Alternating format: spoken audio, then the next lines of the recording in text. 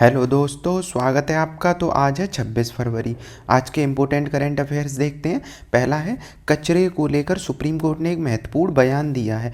तो supreme court ने कहा है कि जो कचरा होता है वो घरेलू स्तर से ही उसकी छटाई की जानी चाहिए। अलग अलग कचरा, जैसे सूखा कचरा, गीला कचरा, ये शुरुआत चरण से ही अलग किया जाना चाहिए। तो उन्होंने पहली चीज़ बयान में कही है कि जो कचरा है उसकी छटाई होगी, इससे पर्यावरण को संतुलन मिलेगा। साथ ही साथ जो ठोस अवशिष्ट प्रबंधन नियम आए थे उन्हें लागू करने की बात कही है। तो सबसे इम्पोर्टेंट जो चीज़ है कि ठोस अवशिष्ट प्रबंधन अधिनियम, मतलब कचरे के संबंध में ये पहले अधिनियम आ चुका है, इसे लागू करने की बात कही है सुप्रीम कोर्ट ने। कब आया? 2016 में आया था। इसमें बताया था कि कचरे को अलग अलग इन डिब्बों में रखा जाना चाहिए और जो इनका पालन नहीं करेगा नियम का, उन पर कुछ पेनल्टी लगाई जाएगी। तो इसी के लिए अलग अलग नियम है। देखें, जैसे गीले कचरे को बताया जाता है कि जो गीला कचरा होगा वो बायोडिग्रेडेबल होगा, मतलब जो गीले वाले डब्बे में होगा, उस डब्बे में गीला कचरा जिसमें डलेगा वो कचरा होगा सारा बायोडिग्रेडेबल, जैसे कि सब्जी हो सकती है, जैविक कचरा हो सकता है, सड़ी गली चीज़ें जो नॉर्मल डिग्रेडेबल हो जाए, मतलब पर्यावरण को नुकसान नहीं पहुंचाएंगे वो। दूसरा होता है सूखा कचरा। सूखे कचरे में क्या हो सकता है? प्लास्टिक की बोतल हो सकती है, कागज़ हो सकता है, कोई धातु हो सकती है, सूखी लकड़ी हो सकती है। तो ये सारी चीज़ें सूखे कचरे में आते हैं जो प्रदूषण भी फैलाते हैं। ये ड्राई वेस्ट में जैसे प्लास्टिक हुआ, धातु हुआ, ये वाली चीज़ें। इसके बाद है घरेलू खतरनाक कचरा। घरेलू खतरनाक का है, अब जैसे डायपर है, कीटनाशक की बोतल है, जैसे खाली कीटनाशक लेके आए, अब जैसे फिनाइल वगैरह, उसकी बोतल है, मच्छर भगाने वाले कंटेनर हैं जैसे हिट वगैरह के डब्बे, अब ये इनमें केमिकल अंदर रहते हैं, है घरेलू कचरा ही। तो घरेलू खतरनाक कचरा वो अलग रखा जाए। तो इन सब के लिए 2016 के अधिनियम में बात की गई थी। तो उन्हीं को लागू करने के लिए सुप्रीम कोर्ट ने ये बात कही है। और कचरा अलग कर रैक पिकर्स, कचरा संग्रहित करता और स्थानीय निकायों को सौंपना होगा। मतलब घर में कचरा को क्या करना है? अलग अलग बांट देना। फिर जो कचरा को संग्रह करने वाले लोग आएंगे उन्हें कचरे को देना है। तो ये सारी जिम्मेदारी सुप्रीम कोर्ट ने दोबारा बताई है। क्या नहीं करना चाहिए? तो कोई भी व्यक्ति सार्वजनिक स्थलों, नालियों, जलाशयों में कचरा नहीं फेंक सकता है। अब ऐसा नियम है, हालांकि अपने यहाँ तो होता ही है। तो कोई व्यक्ति सड़कों, नालियों, इन सब जगह पर कचरा नहीं फेंक सकता। कचरे को जलाना भी नहीं होता है, क्योंकि कचरा जलाने से क्या होता है? केमिकल रिलीज होते हैं और वही केमिकल वायु में प्रदूषण करते हैं। कचरा दबाना प्रतिबंधित है। अब कचरे को ऐसी एरिया में दबा दिया गया है जहाँ आसपास क्या है? जल का स्रोत है या कोई ऐसी चीज़ है, खेत वगैरह है, जिनसे क्या होगा? नकारात्मक प्रभाव पड़ सकता है। तो ये सारे प्रावधान थे। अब शुल्क और दंड का प्रावधान क्या है?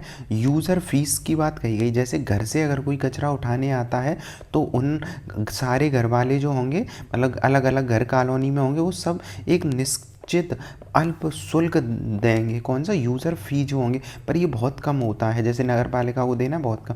एक होता है स्पॉट फाइन। स्पॉट फाइन, यहाँ पे नाम क्या है? यहाँ फीस थी, यहाँ फाइन आ गया। अब कोई व्यक्ति कहीं थूक रहा है, कचरा फैला रहा है, अलग नहीं कर रहा है, तो उन पे स्पॉट उसी जगह पे फाइन लगा दिया जाए। तो ये दो प्रकार के शुल्क और दंड की बात कही थी। निपटाना कैसे करना है इसका?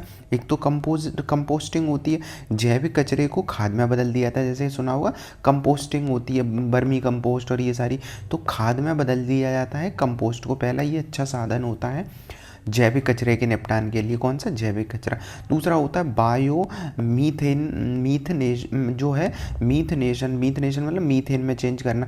तो जैविक जो कचरा है उससे बायोगैस बनाना।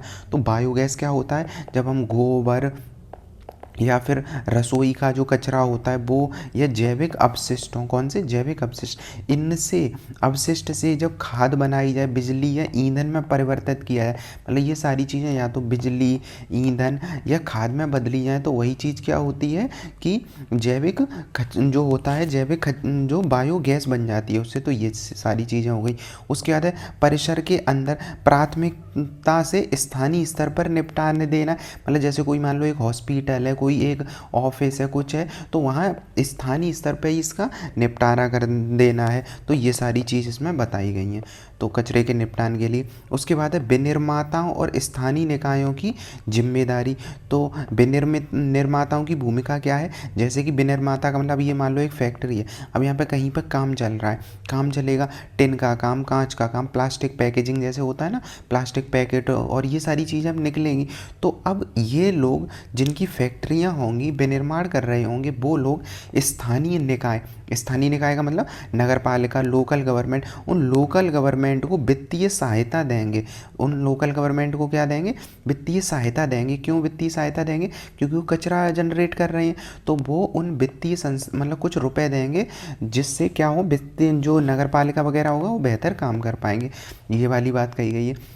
अगला है स्थानीय निकायों का दायित्व क्या होगा, तो जो स्थानीय निकाय जैसे पंचायत हो सकता है, शहरों में स्थानीय निकाय है, नगर पालिका वगैरह, वो भी कचरे के प्रसंस्करण के लिए क्या करेंगे, सुविधाएं स्थापित करेंगे। ये सारी चीज़ कही गई है। साथ ही साथ इसमें जो अगली बात कही गई है वो की गई है लैंडफिल।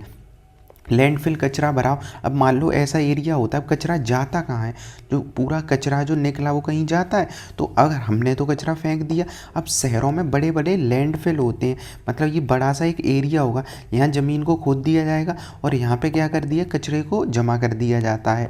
अब धीमे धीमे ये चीज़ें अगर सही से ना किया जाए तो यहाँ गंदगी का पहाड़ लग जाएगा। तो उन्हीं से निपटने के लिए 2016 में ये लैंडफिल का सिद्धांत आया था कि ज़मीन को खोद के कचरे को ज़मीन में कर दिया जाए। पर जो ये कचरा भराव वाली जगह होंगी वो नदी से 100 मीटर दूर होंगी, और जो तालाब होंगे या रोज़मर्रा की जो चीज़ें जगह होती हैं, जैसे लोग कुएं से पानी निकाल रहे, सार्वजनिक पार्क होंगे, रिहायशी क्षेत्र होगा, वहाँ से कम 200 मीटर दूर होंगे। तो नदी से 100 मीटर दूर ये कचरे का भंडार होगा, किस अधिनियम के तहत, 2016 के तहत।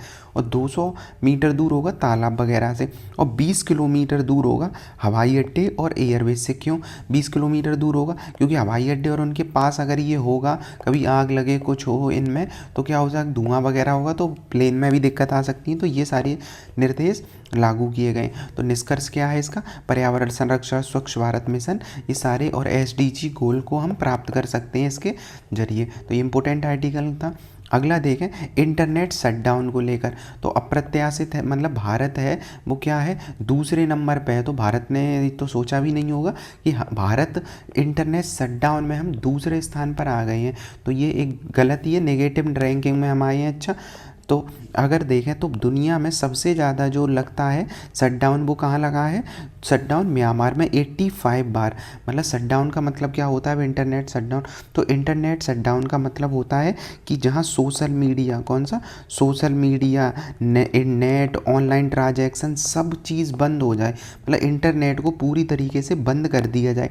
अब बंद क्यों कर दिया जाता है, सुरक्षा, कानून व्यवस्था और राष्ट्रीय हितों के चलते इन सब चीज़ों को क्या कर दिया जाता है, बंद कर दिया जाता है। तो इसे ही कहा जाता है इंटरनेट शटडाउन। कानूनी सुरक्षा ज़रूरी होती है। अब क्यों लगाया जाता है, जैसे कभी कभी सांप्रदायिकता बढ़ जाती है ना, तो सांप्रदायिक हिंसा, इन सब के कारण फेक न्यूज़ वगैरह को बचाने के लिए ये सारी चीज़ें की जाती हैं। अब भारत दुनिया में म्यांमार के बाद, म्यांमार में 85 बार लगा है पिछले सालों में, और इंडिया में 84 बार लगा है, और 28%, मतलब दुनिया का 28% शटडाउन तो केवल इंडिया में ही हुआ है, नेट को बंद किया गया है। तो ये सारी चीज़ें देखी गई हैं इसमें। अब भारत में शटडाउन के प्रमुख कारण क्या है, कि अभी हमने देखा है पिछले साल 2-3 सालों से क्या है कि मणिपुर वाले में हिंसा चल रहा है, हरियाणा में किसान आंदोलन चल रहे हैं, और जम्मू कश्मीर में जो 2019 में जम्मू कश्मीर का क्या हुआ था कि स्पेशल दर्जा हटाया गया था। तो उन सब के कारण इन राज्यों में शटडाउन हुआ था। तो 41 बार शटडाउन विरोध प्रदर्शन के कारण हुआ है, जैसे हरियाणा का, मणिपुर का। उसके 23 बार शटडाउन हुआ है सांप्रदायिक हिंसा जो कहाँ फैली थी, मणिपुर में। तो ऐसे इतने बार शटडाउन हो चुका है भारत में। तो ये देखें, अब भारत में जो शटडाउन है उनके लिए कुछ नियम है, तो बिल्कुल है। जैसे टेली सेवा निलंबन नियम 2024 है।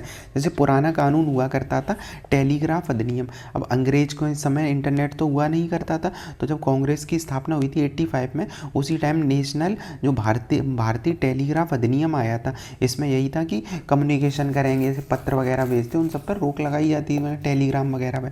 उसके बाद है नया कानून 2023 में आया गया था, टेलीकॉम अधिनियम। अभी ये टेलीग्राफ हुआ करते थे तब चलते थे, अब क्या आ गया, टेलीकॉम अधिनियम 2023 2023 में नया कानून आया, फिर उस नए कानून में नए नियम जोड़ दिए गए हैं। तो टेलीकम्युनिकेशन सेवा निलंबन नियम 2024, ये नियम है, ये अधिनियम था। तो टेलीकम्युनिकेशन सेवा निलंबन अधिनियम 2024 में आया था और उसी के बाद ये सारी चीज़ें बताई गई। तो अभी जो 24 वाला है वो 1885 के अधिनियम के तहत ही मतलब अपडेटेड है। अब इंटरनेट शटडाउन के आदेश कौन जारी करेगा अगर पूछा जाए, तो अगर राष्ट्रीय स्तर पर इंटरनेट शटडाउन लगाना हो तो गृह मंत्रालय के गृह सचिव के द्वारा ये काम किया जाएगा। तो इम्पोर्टेंट है, अगर पूरे देश के किसी हिस्से में मतलब केंद्र सरकार लगाती है तो गृह मंत्रालय का गृह सचिव, पर अगर राज्य में लगाना हो जैसे कि मणिपुर में लगता है तो ये राज्य सरकार के गृह विभाग के द्वारा लगा। अब किसान आंदोलन हुआ था तो राष्ट्रीय स्तर पर लगा था गृह मंत्रालय के द्वारा, लेकिन राज्य स्तर पर मणिपुर, जम्मू, इन वाले एरिया में कैसे है,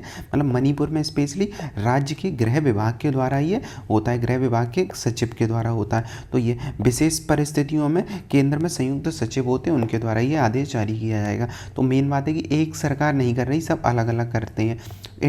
अब शटडाउन आदेश जारी किए जाने की करने की शर्त है, तो सार्वजनिक प्रकाशन अब के मतलब अगर शटडाउन जारी करते हैं, सरकार कहती है कि अब क्या हो जाएगा, शटडाउन हो जाएगा, तो उससे पहले क्या करना पड़ेगा, पहले बताना पड़ेगा, प्रकाशित करना पड़ेगा वो चीज़ अनिवार्य रूप से, मतलब न्यूज़पेपर, न्यूज़ कैसे भी करके जनता को बताना पड़ेगा कि हम आज से कल से शटडाउन लगा रहे हैं। कारण स्पष्ट देना होगा क्यों लगा रहे हो, भौगोलिक सीमा देनी होगी किस एरिया में लगा रहे हो। ऐसा नहीं है कि पूरे भारत में एक साइड है, पूरे राज्य में लगा दोगे, तो भौगोलिक क्षेत्र की सटीक जानकारी देनी होगी कि इस वाले ज़िले में, इस वाले एरिया में हम लगा रहे हैं।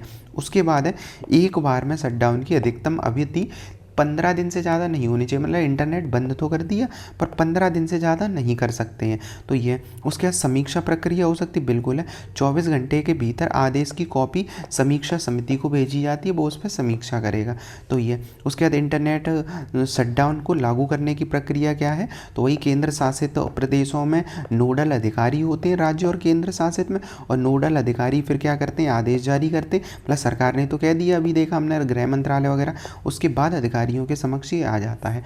अगली न्यूज़ है सोलेगा जनजाति के बारे में। तो सोलेगा जनजाति के बारे में देखें अगर, तो एक ऐसी जनजाति है जो बाघों को देवता मानती है, बाघ मतलब टाइगर। तो जो ये टाइगर होते हैं इन्हें ये जनजाति क्या मानती है, देवता के रूप में पूजती है।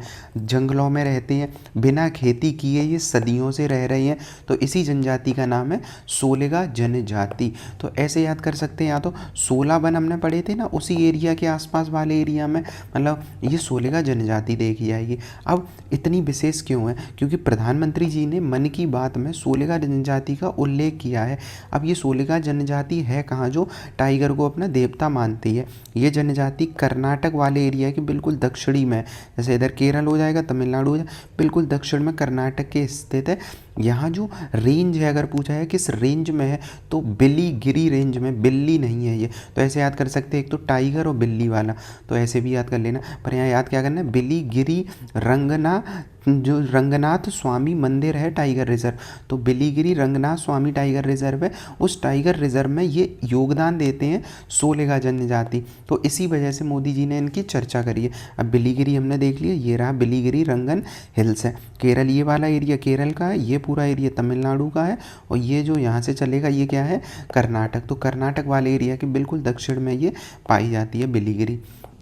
अब सोलेगा जनजाति का थोड़ा परिचय देख लेते हैं।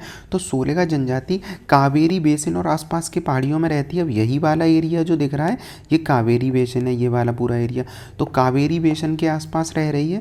ये तमिलनाडु कर्नाटक में दिखेंगे, क्योंकि कर्नाटक का दक्षिणी हिस्सा है, तो थोड़े तमिलनाडु में भी मिलेंगे। बिलीगिरी जो अभी हिल्स देखा है वहाँ पे है, और माले महादेश्वर हिल्स कर्नाटक में है, इसी एरिया में ये स्थान पर पाए जाते हैं। अब सोलेगा का अर्थ होता है बांस के बच्चे। सोलेगा जो है इनकी जनजाति का नाम क्या है, सोलेगा, बांस के बच्चे, और जो प्रकृति के प्रति आत्मीयता को दर्शाते हैं, मतलब प्रकृति के साथ ही इनका जीवन चलता है। अब इस संबंध में एक मज़ेदार किस्सा क्या है, हम ज्योग्राफी मतलब इन्वायरमेंट में खूब पढ़ते हैं कि वन एरिया को, मतलब नेशनल पार्क जो एरिया होता है वो कोर एरिया है, और नेशनल पार्क वाले एरिया का बाहरी एरिया जो बायोस्फीयर रिजर्व में होता है ये बफर एरिया होता है, और बायोस्फीयर रिजर्व का बाहर वाला एरिया आउटर एरिया में होता है। अब हम ये जानते हैं आउटर एरिया में कोई भी गतिविधि अनुमति होती है बफर एरिया में क्या होता है, जनजातियाँ वगैरह निवास कर सकते हैं और सारी चीज़ें हो सकती। कोर एरिया में कुछ नहीं हो सकता है, ना फोटो मतलब बफर वाले फोटोग्राफी, रिसर्च डेवलपमेंट, सारी चीज़ें। कोर एरिया में तो कुछ हो ही नहीं सकता, ना लोग जा सकते हैं, ना लकड़ी देख सकते हैं वहाँ से ले सकते हैं, कुछ नहीं कर सकता, मतलब कोई नहीं जाता कोर एरिया। पर एक जनजाति है जो जा सकती है, वो जनजाति का नाम ही है सोलेगा जनजाति भी। तो सोलेगा जनजाति पहली जनजाति है जो किसी टाइगर रिजर्व के कोर एरिया में अधिकार प्राप्त हुआ था 2011 में। अब ऐसा क्यों हुआ, क्योंकि कोर एरिया में वैसे कोई जाता नहीं है, पर चूंकि ये जनजाति टाइगर के संरक्षण के लिए जानी जाती है, मतलब इन्हें पूरी चीज़ें पता है, टाइगर को देवता मानते, तो ये पूरी तरीके से टाइगर का संरक्षण करते और पर्यावरण को कोई हानि नहीं पहुंचाते हैं। जैसे कोर एरिया का मतलब होता है यहाँ से तुम मतलब कोई व्यक्ति लकड़ी तक नहीं ले सकता है, पत्ते तक कुछ नहीं हो सकता है, तो वो ये वैसे ही रहते हैं। ये बिल्कुल जो खराब चीज़ होगी उसका यूज़ करते हैं। साथ ही साथ इनका जीवन शैली अगर हम देखें तो जैसे मधुमक्खी के छत्ते भी होते हैं, जो मधुमक्खी के छत्ते, उनसे हम क्या निकालते हैं, शहद निकालते हैं। अब शहद निकालने के लिए अमूमन क्या होता है, हम छत्ते को तोड़ते हैं और उस छत्ते को निचोड़ के शहद निकाल लेते हैं, मतलब उस मधुमक्खी का घर तो तबाह हो गया ना।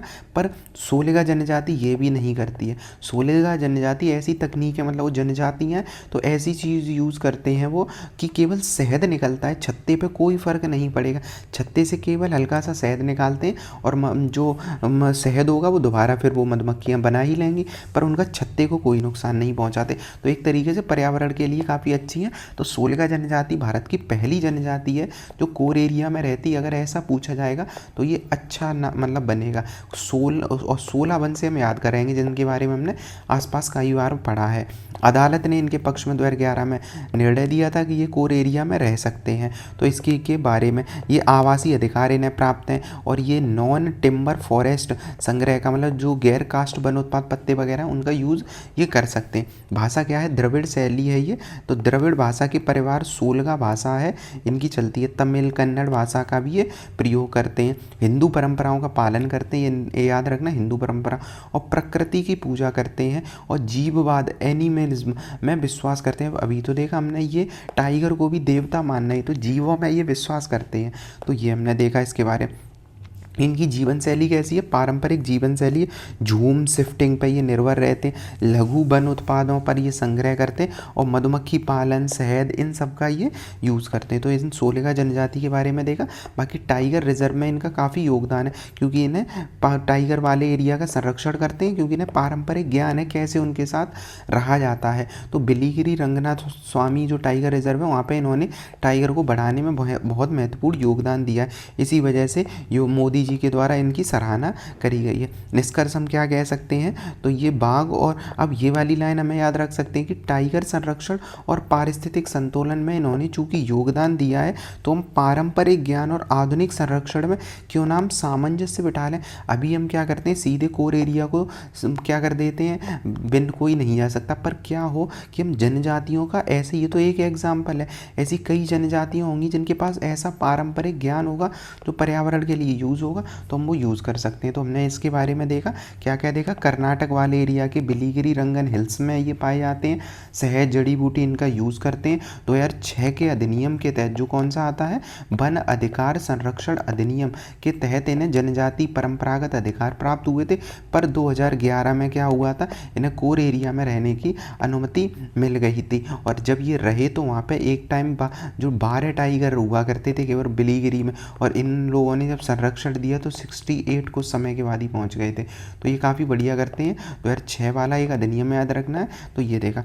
अगला है बीओसी पोर्ट। बीओसी क्या है, तो जो चिदम्बरम पोर्ट है, चिदम्बरम पोर्ट उसे ही कहते हैं। बीओ मतलब बीओ और चिदम्बरम सी से चिदम्बरम पोर्ट है, तो भारत के प्रमुख बंदरगाहों में स्थित है। तो यही तमिलनाडु जो तूतीकोरिन हुआ करता था उसी का नाम है ये। तो तमिलनाडु के तूतीकोरिन में बीओ चिदम्बरम पोर्ट अथॉरिटी एक शिप बिल्डिंग जहाज निर्माण केंद्र स्थापित कर रही है, इस वजह से ये चर्चा में। तो तूतीकोरिन है वही चिदम्बरम पोर्ट है, तो ये याद रखना है। तो तूतीकोरिन ये सबसे तेज़ी से बदलने, मतलब तूतीकोरिन जो पोर्ट है, मतलब इसका पुराना नाम जो है बीओ चिदम्बरम पोर्ट का पुराना नाम क्या है, तूतीकोरिन। तो यही बीओ या तूतीकोरिन जो पोर्ट है भारत का सबसे तेज़ी से बढ़ रहा पोर्ट में से ये जाना जाता है। तूतीकोरिन जिले में स्थित है। तो ये सी पोर्ट है। सी पोर्ट का मतलब क्या हो गया, बिल्कुल तट पे ही है।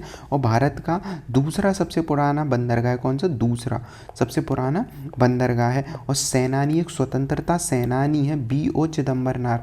तो B.O. चिदम्बरनार एक स्वतंत्रता सेनानी हुआ करते थे, उन्हीं के नाम पे इसका नाम रखा गया है, तो ये भी याद रखना। पूर्व नाम क्या था? तूतीकोरिन। कहाँ पे? Gulf of Mannar. अब यही वाला एरिया साउथ में कौन सा है? गल्फ ऑफ मन्नार का, तो वहीं ये पाए जाते हैं, मतलब ये वाला एरिया है। यहाँ पे समुद्री व्यापार इन सबको योगदान देता है ये एरिया। और यहाँ पे तूफान चक्रवात से सुरक्षित होने के कारण, क्योंकि इस एरिया में तूफान चक्रवात नहीं आता है, इस वाले एरिया में वो कहाँ आता है? ऊपर की ओर। तो यहाँ न्यूनतम व्यवधान होता है। यह एक गहरे पानी का और हर मौसम का एक पोर्ट है, तो इसके बारे में हमने देखा। उसके बाद है भारत के प्रमुख क्षेत्र और बंदरगाह। तो भारत विश्व में 16वां देश है जहाँ सबसे बड़ा समुद्री देश है, मतलब भारत विश्व का 16वां सबसे बड़ा समुद्री देश है, क्योंकि भारत का दक्षिण पूरा समुद्र से लगता ही है, उधर अंडमान निकोबार वगैरह। तो भारत 16वां सबसे बड़ा समुद्री एक देश है। प्रमुख बंदरगाह हैं जो केंद्र सरकार के नियंत्रण में आते हैं। अब जैसे भारत में कुछ मेजर बंदरगाह होते हैं, अब वो मेजर बंदरगाह हैं वो केंद्र सरकार के में आएंगे। नॉन मेजर हैं या माइनर छोटे बंदरगाह होंगे वो राज्य सरकार के। तो ये चीज़ याद रखनी है, जब बड़े बंदरगाह की बात करेंगे तो केंद्र सरकार, छोटे बंदरगाह राज्य सरकार के लिए आ जाएंगे। भारत के 95% व्यापार मात्रा के हिसाब से, मात्रा जो होता है वो यहीं से होता है समुद्री क्षेत्रों से, और 70% व्यापार मूल्य का समुद्री क्षेत्र से होता है। अब बंदरगाहों का प्रशासनिक संरचना, तो सीधे केंद्र सरकार द्वारा प्रमुख बंदरगाह प्रशासित होते, अभी देखा क्यों? क्योंकि मेजर पोर्ट अथॉरिटी एक्ट 2021 के तहत इन पूरे एरिया में क्या है, इनका कंट्रोल होगा केंद्र सरकार का। तो ये है लैंड लॉर्ड मॉडल पर संचालित होते हैं। अब लैंड लॉर्ड क्या है? जैसे केंद्र सरकार का बंदरगाह रहेगा, केंद्र सरकार किसी को दे देगा, यूज़ कर लो, किराया देते रहो, तो ये लैंड लॉर्ड मॉडल हो गया। निजीकरण की ओर बढ़ रहे हैं। जैसे जवाहरलाल नेहरू पोर्ट है मुंबई वाला, भारत का पहला 100% लैंड लॉर्ड पोर्ट है। इसका मतलब है किराए पे उठा देते हैं उसे। तो यहाँ पे पब्लिक प्राइवेट पार्टनरशिप के तहत ये चल रहा है। तो 100% लैंडफिल वाला, लैंड लॉर्ड वाला कौन सा होगा? यही वाला एरिया है। उसके बाद गैर प्रमुख, इंडिया पोर्ट एक्ट 1908 के तहत ये बने हैं। कौन से? राज्य वाले जो गैर प्रमुख पोर्ट हैं जो राज्य सरकार के अधीन होते, तो ये देखा 1908 के तहत। अब बधावन पोर्ट के बारे में देखें, अभी क्यों पढ़ रहा है, ये रिवाइज वाला पॉइंट है। क्यों? क्योंकि हमने 1-2 महीने में ये पढ़ा था एक बार बधावन पोर्ट के बारे में। ये भारत का 13वां प्रमुख बंदरगाह था। और बधावन के साथ हमने एक और पढ़ा था गलाथिया पोर्ट। तो बधावन पहले देखते, बधावन कहाँ है? महाराष्ट्र वाले एरिया में है, महाराष्ट्र वाले एरिया में। और ये 2024 में ही 30 अगस्त को इसकी आधारशिला रखी गई थी। भारत का ये सबसे बड़ा कंटेनर पोर्ट बनने की योजना है। अभी तो नहीं बन पाया, पर कंटेनर पोर्ट बनाने की योजना है। सबसे गहरा समुद्री पोर्ट ये हो जाएगा जब बन जाएगा। तो बधावन वाला एरिया काफ़ी इंपॉर्टेंट रहेगा। क्यों? सबसे बड़ा कंटेनर पोर्ट बन जाएगा, सबसे गहरा पोर्ट बन जाएगा, और यहाँ कई बड़े जहाज़ों का संचालन संभव हो पाएगा। बधावन पोर्ट जो प्रोजेक्ट लिमिटेड के तहत ये बनाया जा रहा है, 74% जो इसमें हिस्सेदारी होगी वो जवाहरलाल नेहरू पोर्ट की होगी, क्योंकि पास में ही कौन सा जवाहरलाल नेहरू पोर्ट। तो 74% अधिकार जवाहरलाल नेहरू के पास होगा, और 26% जो जवाहरलाल नेहरू पोर्ट अथॉरिटी के पास, और 26% महाराष्ट्र मैरीटाइम बोर्ड के पास होगा। अगला गैलेथिया है, इसे भी हमने देखा था। गैलेथिया कहाँ है? पोर्ट अंडमान निकोबार वाले, अंडमान निकोबार में भी कौन सी जगह? ग्रेट निकोबार, जो सबसे लास्ट वाला निकोबार में पड़ेगा, उस लास्ट वाले निकोबार में ग्रेट निकोबार है में ये गलाथिया पोर्ट स्थित है। तो ये देखा हमने, यहाँ पे ये भी प्रमुख पोर्ट घोषित किया गया था। और ये ट्रांसशिपमेंट हब बनेगा, ये हमने देखा था। ट्रांसशिपमेंट का क्या मतलब होता है हब? तो यहाँ मान लो गैलेथिया है पोर्ट। अब गैलेथिया पोर्ट में अब कहीं से इधर चाइना से माल आया, या कहीं से माल आया रसिया से, वो यहाँ उतर गया पोर्ट। अब यहाँ के बाद वो छोटी छोटी शिप में बांग्लादेश जाएगा, भारत में अलग अलग जगहों पे, मतलब छोटी शिपों के रूप में श्रीलंका, इन सारी जगहों पे इसे भेजा जाएगा। तो ऐसे ही पोर्ट को कहते हैं ट्रांसशिपमेंट पोर्ट। मतलब एक बड़ा जहाज आएगा, वो बड़ा जहाज यहाँ रुक जाएगा। बड़ा जहाज हर जगह तो जा नहीं सकता, उसके बाद छोटे छोटे जहाज़ों में हर जगह माल भेजा जाता है। इसके बाद है, अब BOC पोर्ट के बारे में ही देखें तो ये चिदम्बरनार जो पोर्ट है वो तूतीकोरिन पोर्ट के नाम से जाना जाता है। ये सारी चीज़ हमने देख ली है। बदावन गैलाथिया को भी अब हमने देख लिया है, इस वाले पोर्ट को कहाँ कहाँ एरिया में। अगला देखें कि खनिज पुनर्वर्गीकरण, खनिज जो हैं उनका पुनर्वर्गीकरण हुआ है। पुनर्वर्गीकरण का क्या मतलब हुआ? पहले जो माइनर खनिज हुआ करते थे उनमें से कुछ खनिज को मेजर खनिज कह दिया गया। अब मेजर माइनर का क्या मतलब हुआ कि ऐसे खनिज जो देश के लिए आवश्यक है, प्रमुख खनिज है, उन्हें मेजर कहा जाता है। जो गैर प्रमुख है, मतलब कम यूज़ होते, उन्हें माइनर कहा जाता है। तो भारत सरकार ने बेराइट, फेल्ड्सफोर, माइका और क्वार्ट्ज जैसे जो यूज वाले हैं खनिज, उन्हें अब माइनर मिनरल से मेजर में डाल दिया, किसे, बेराइट, फेल्सफोर, माइका और क्वार्ट्ज को। और इस चीज़ के लिए जो समिति बनी थी जिसने सिफारिश की थी, उनका नाम था सारस्वत समिति, BKR सारस्वत की जो अध्यक्षता में हुई थी। अब मेजर मिनरल के बारे में देखें तो मेजर मिनरल हैं केंद्र सरकार द्वारा नियंत्रित होते हैं। केंद्र सरकार द्वारा माइंस एंड मिनरल एक्ट 1957 के तहत ये विनियमित होता है। मेजर मिनरल्स है, इनमें लोहा, कोयला, बॉक्साइट जो मेन आते हैं। अब इसमें बेराइट, फेल्सफर, माइका, क्वार्ट्ज भी शामिल हो गए हैं। अब इसका प्रबंधन कौन करता है? भारतीय खनिज जो ब्यूरो है वो करता है। लीज अवधि क्या होती है मेजर मिनरल की? मतलब कहीं पे कोई खनिज है मिल रहा है तो उसे लीज पे दे देते, 50 वर्ष के लिए लीज अवधि होती है। तो यहाँ पे बोली प्रक्रिया के द्वारा जो मेजर मिनरल होते हैं वो जिस एरिया में पाए जाते हैं सरकार बोली प्रक्रिया के द्वारा ये देती है। नए प्रमुख खनिजों का महत्व क्या है? तो जैसे बेराइट है। अब बेराइट जो प्रमुख है, चूना पत्थर और डोलोमाइट के संकेंद्रण और सिराओं के रूप में ये पाया जाता है। मतलब जहाँ चूना पत्थर और डोलो स्टोन पाए जाएंगे वहाँ ये एरिया में पाया जाता है। तो ये हमने देखा। अब बेराइट्स का प्रयोग क्या होता है? इस बेराइट का प्रयोग ये मुख्य रूप से एक भारी खनिज है, और भारी खनिज है तेल और गैस की ड्रिलिंग जहाँ होती है उस एरिया में भी इसका यूज़ होता है। तो तेल और गैस के ड्रिलिंग में होता है। और इसमें जो खनिज का रूप होता है बेरियम सल्फेट का खनिज रूप होता है। तो बेराइट है वो बेरियम सल्फेट का, पेंट इंडस्ट्री, कॉस्मेटिक, इन सब में इसका यूज़ किया जाता है। तो दूसरा देखें फेल्सफॉर। तो फेल्सफॉर सिरेमिक और ग्लास का मुख्य आधार होता है। दुनिया में ये सबसे ज़्यादा पाया जाने वाला खनिज है। नाम है फेल करके और ये पास है। क्यों पास है? ऐसे याद कर लेंगे। फेल्स पर पास है क्यों? क्योंकि दुनिया में सबसे ज़्यादा पाए जाने वाला खनिज है। और एल्यूमिनियम जो सिलिकेट्स का समूह है, जो एल्यूमिनियम है उस एल्यूमिनियम सिलिकेट्स का ये समूह होता है, फेल्सफॉर में ही पाए जाते हैं। ग्लास, सिरेमिक, टाइग, इलेक्ट्रॉनिक डिवाइस में ये यूज़ होते हैं। तो फेल्स पर हमने देखा। उसके बाद है माइका। माइका की अगर बात करें तो माइका इलेक्ट्रॉनिक जो उपकरण होते हैं, इलेक्ट्रॉनिक उपकरण, सौंदर्य प्रसाधन, मेकअप, पेंट और इंसुलेटर, इन सब में यूज़ किया जाता है। गर्मी सहन करने वाला ये होता है। माइका क्या करता है? गर्मी सहन करने वाला और पारदर्शी ये खनिज होता है। और माइका उत्पादन में दुनिया में भारत पहले स्थान पर है। तो ये इंपॉर्टेंट होता है कि माइका में भारत कौन से स्थान पर है? पहले स्थान पर है। तो ये वाली चीज़ याद रखना। झारखंड, राजस्थान, इनमें भी पाए जाते हैं। उसके बाद अगला बच्चा क्वार्ट्ज। तो हमने तीनों देख लिए, क्वार्ट्ज वाला देखते हैं। क्वार्ट्ज जो है वो स्मार्टफोन से लेकर घड़ियों तक जो यूज़ होता है, हम देखते हैं घड़ियों पे लिखा होता है क्वार्ट्ज वाला। तो क्वार्ट्ज है, इसमें सिलिकॉन डाइऑक्साइड का एक महत्वपूर्ण होता है। तो क्वार्ट्ज में क्या होती है? सिलिकॉन डाइऑक्साइड होते हैं। तो ये हमने देखा। अब ये है प्रमुख खनिज और गैर प्रमुख खनिज के बारे में। तो प्रमुख खनिज होते हैं, इनकी परिभाषा क्या है? उच्च राजनैतिक और इम्पोर्टेंस वाले होंगे। गैर प्रमुख कम इम्पोर्टेंस। प्रमुख खनिज होंगे वो भारतीय खान ब्यूरो के अंतर्गत आएंगे, और गैर प्रमुख वाले किसके? राज्य सरकार। ये केंद्र, ये राज्य सरकार के। इसमें लोहा, ये सारी चीज़ें। माइनर वाले में रेत, बजरी, इनका कम महत्व है। तो ये है। अब ये रेगुलेट दोनों किससे हो रही हैं? 1957 के अधिनियम के तहत, mines and mineral development act के तहत 1957 के तहत दोनों है, पर ये राज्य सरकार के अंतर्गत होता है। पट्टा 50 वर्ष के लिए दिया जाता है मेजर वाला, और ये माइनर का राज्य सरकार निर्धारित करती है, बदल भी सकती है। आय का राज्य सरकार को आय जो होती है राज्य सरकार को दी जाती है, लेकिन केंद्र सरकार द्वारा नियंत्रित होती है। और इसमें क्या होता है माइनर वाले में कि पूरी तरह राज्य सरकार को ही जाता है। इसके बाद देखें प्रधानमंत्री किसान सम्मान निधि। तो अभी कुछ नहीं, बस 6 वर्ष पूरे हो गए हैं तो मोदी जी के द्वारा बधाई दी गई है। तो 2019 में शुरू हुई थी, ये पढ़ ही चुके होते हैं। तो 3 किस्तों में आता है 6,000 रुपये। तो मतलब 2,000 करके 3 किस्तों में आता है, 4 महीने पे 3 बार। तो ये क्या आता है? 6,000 रुपये आता है इसमें कृषक परिवारों को मदद करना, ये सारी चीज़ें होती हैं। इंपॉर्टेंट ये है केंद्र सरकार की ये पूरी योजना है 100%। इसके बाद है जाग्रोस माउंटेन। तो जाग्रोस माउंटेन कहाँ है? इराक और मध्य एशिया में ये पाए जाते हैं। तो इराक वाले एरिया से याद रखना जाग्रोस पाए जाएंगे। ईरान ये जो अब अगर इस सर मैप में देखें तो ये है जाग्रोस वाला एरिया, और यही क्या है? ये इधर ईरान देखेगा, ये एरिया इराक का है।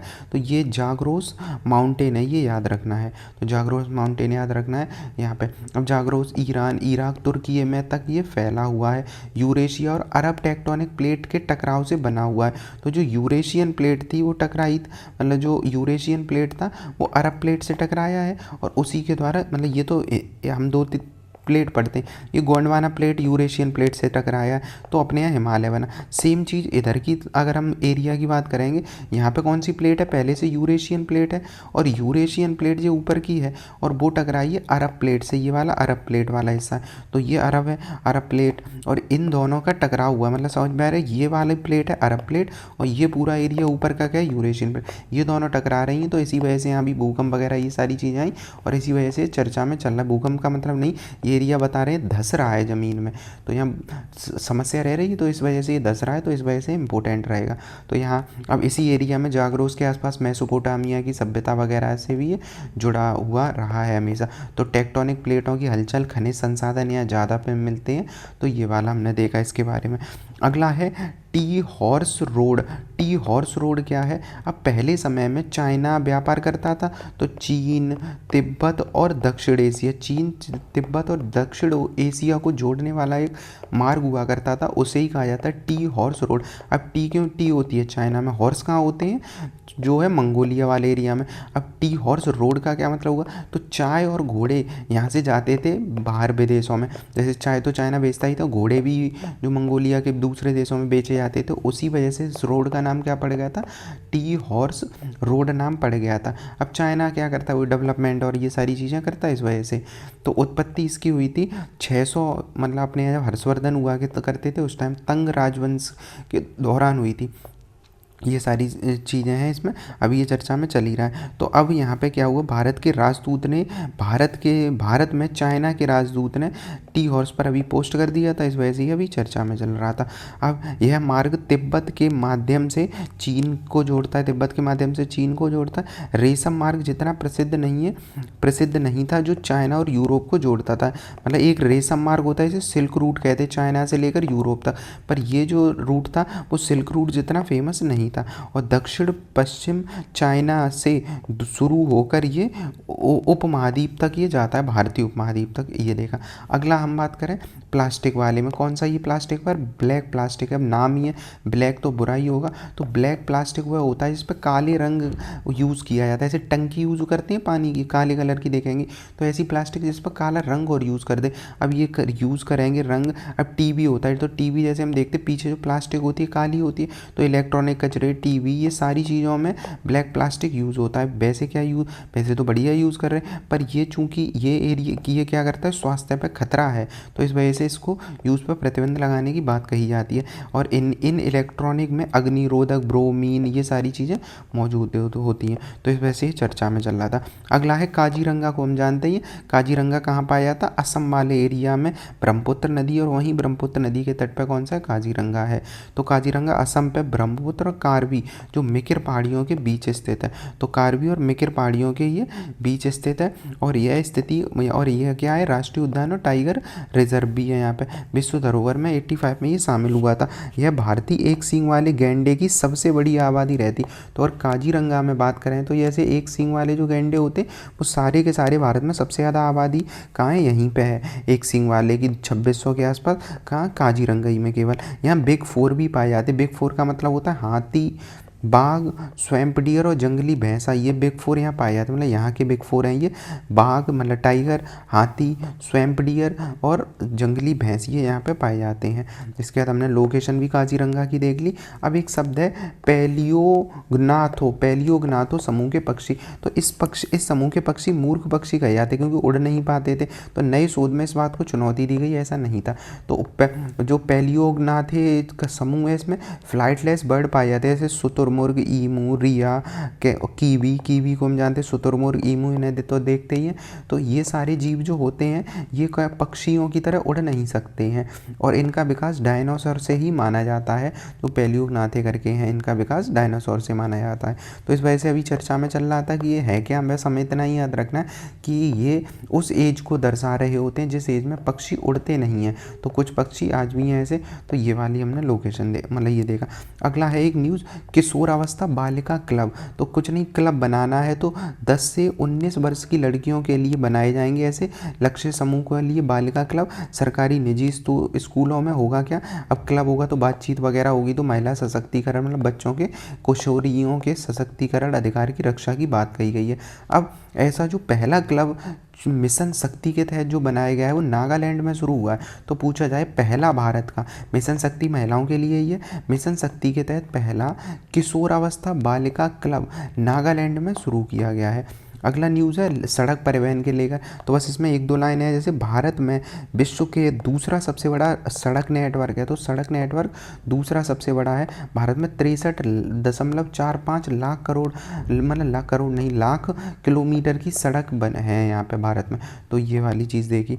उसके बाद है नीति निर्माण में सहायक की भूमिका। तो बायोबाइंडर्स, मतलब बायोबाइंडर्स का मतलब कृषि अपशिष्टों से पर्यावरण अनुकूल जो सड़क वगैरह का निर्माण किया जा सकता है, जैसे कॉयल, जूट, ये सारी चीज़ें हैं। उसके बाद ultra high performance fibre reinforcement concrete का यूज़ करेंगे। ग्राफीन संशोधित डामर और इन सब चीज़ों का यूज़ कर सकते हैं। Gap graded rubberised bitumen. तो ये है। अगला देखें पश्चिमी क्षेत्रीय परिषद। कौन सी क्षेत्रीय परिषद? पश्चिमी क्षेत्रीय परिषद। तो हम तो जानते हैं कि भारत में लक्ष्मीकांत में पढ़ते हैं कि क्षेत्रीय परिषद 263 के तहत आर्टिकल के तहत क्या होता है, क्षेत्रीय परिषदों का उल्लेख किया गया है, जिन्हें कहते हैं जोनल काउंसिल। तो जोनल काउंसिल का 263 के तहत किया गया। इसका उद्देश्य क्या है, विशेष राज्यों में, जो विभिन्न राज्यों में सहयोग और समन्वय को बढ़ावा देना, विवादों को सुलझाना, ये सारी चीज़ थी। अब हुआ क्या, राज्यों के बीच विवाद हो जाते हैं, तो सोचा गया 263 के तहत क्या करें, हम विवादों को सुलझाने के लिए बना दें एक क्षेत्रीय परिषद। अब जैसे पश्चिमी क्षेत्रीय परिषद है, इसमें पश्चिम भारत के राज्य आ जाएंगे, वो आपस में विवाद ना हो, बैठक करेंगे, ये सारी चीज़। ये आए कब से थे, तो 1956 में राज्य पुनर्गठन अधिनियम आया था, स्टेट रीऑर्गेनाइजेशन कमीशन। उसमें 5 क्षेत्रीय परिषदों की स्थापना की गई थी 1957 में। 56 में अधिनियम आया था, 1957 में 5 क्षेत्रीय परिषदों का गठन किया गया था। ये इंपॉर्टेंट है, क्यों है, समन्वय वगैरह ये सब करना। अब जैसे अभी जो हम पढ़ रहे हैं वो पश्चिमी क्षेत्रीय परिषद पढ़ रहे हैं। इसमें क्या आता है, गुजरात, गोवा, महाराष्ट्र, दादर नगर हवेली, दमन दीव, ये 4-5 राज्य आते हैं। गुजरात, महाराष्ट्र, दादर नगर हवेली, गोवा, ये पश्चिम में आते हैं। इसका हेडक्वार्टर कहाँ होता है, तो मुंबई में मुख्यालय। अब ऐसे ही पूछ ले, मान लो उत्तर प्रदेश वाला और ये सब वाले कहाँ पे आते हैं, तो उत्तर प्रदेश आता है मध्य क्षेत्रीय परिषद में उत्तर प्रदेश आता है। और इसका मुख्यालय कहाँ है, मध्य वाले का, चूंकि मध्य वाले में उत्तर प्रदेश, उत्तराखंड और छत्तीसगढ़ आते हैं। और इसका मुख्यालय कहाँ है, प्रयागराज में। तो ये भी याद रखना है। तो कितनी क्षेत्रीय परिषद हैं, 5 क्षेत्रीय परिषद है। पर छठी फिर एक नॉर्थ ईस्ट के लिए अलग से बनाई गई है। तो एक नॉर्थ ईस्ट के लिए अलग से हुए, वो 1971 में बनी थी। अब चूंकि वो अलग से पढ़ते, इस वजह से उसे अलग माना जाता है। तो उसका नाम है पूर्वोत्तर क्षेत्रीय परिषद।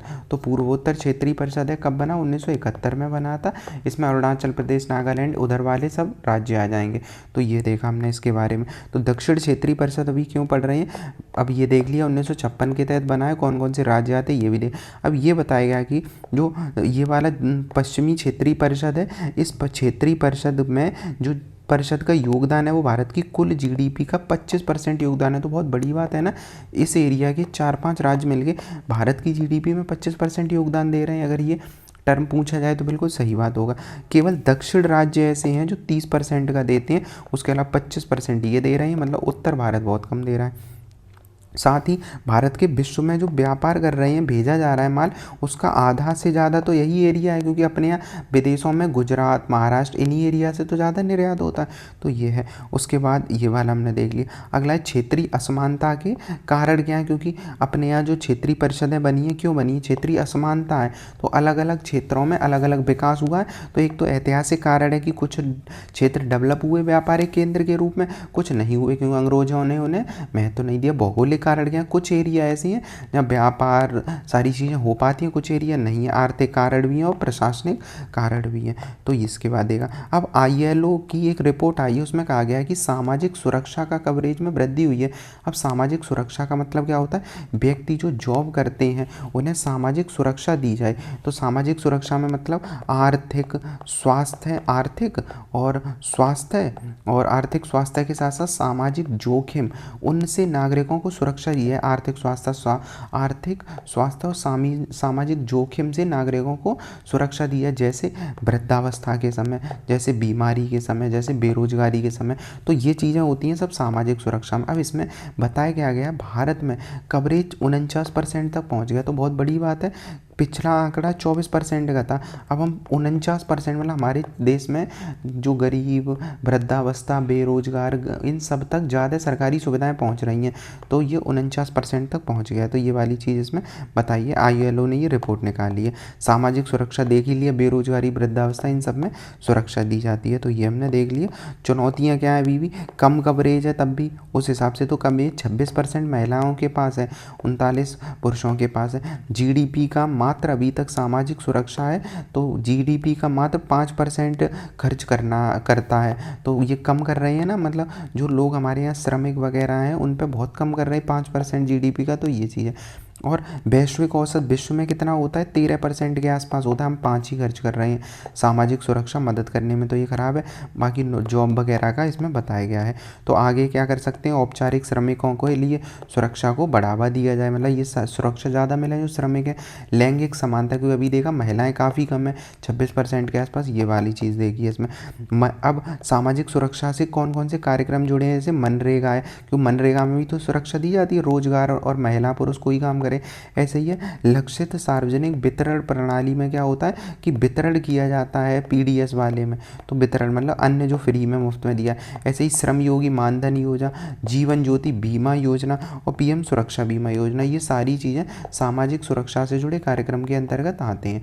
तो ये हमने देखा आज 26 फरवरी का इम्पोर्टेंट जो भी करेंट अफेयर्स थे।